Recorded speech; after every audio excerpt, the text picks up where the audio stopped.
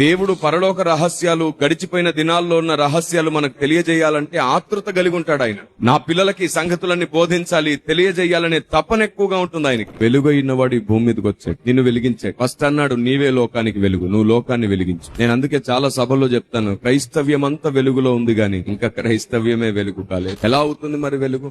దేవుని ఆలోచన విధానం మనలోనికి వచ్చినప్పుడే. మీరు లోకానికి వెలుగై ఉన్నారు అంటే అర్థం ఏమిటంటే, ఒకింట్లో దీపం కాదు, నువ్వు మండుచూ ప్రకాశించే దీపం. వెలిగే దీపం కాదు, మండుచూ ప్రకాశించే దీపం.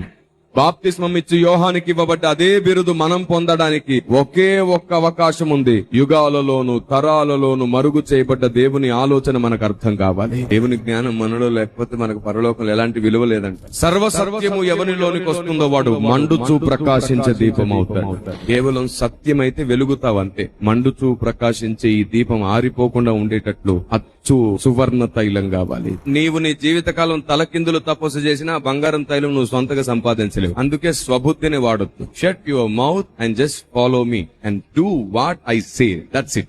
అంతకు మించి ఇంకేం చేయదు. ఇది పరిశుద్ధాత్మ దేవుని స్వరం. ప్రతిదీ ఇష్టంగా చేయడం చేతగాకపోతే నీ వల్ల దేవునికి నష్టమే ఎక్కువ గాని లాభం అస్సలు లేదు. రేపు పరలోకంలో దేవుడు అంటాడు, నువ్వెవరో నాకు తెలియదు, మొత్తం నీకు నచ్చిన అల్లరంతా చేసి వచ్చావు భూమి మీద, నాకు నచ్చింది చేయలేదు, అసలు నీకు నా ప్రణాళిక, నా ప్లానే తెలియలేదు, నువ్వెవరో నాకు తెలియదు అంటాడు. అలాంటి రోజు నీ జీవితంలోనికి రాకుండాను గాక.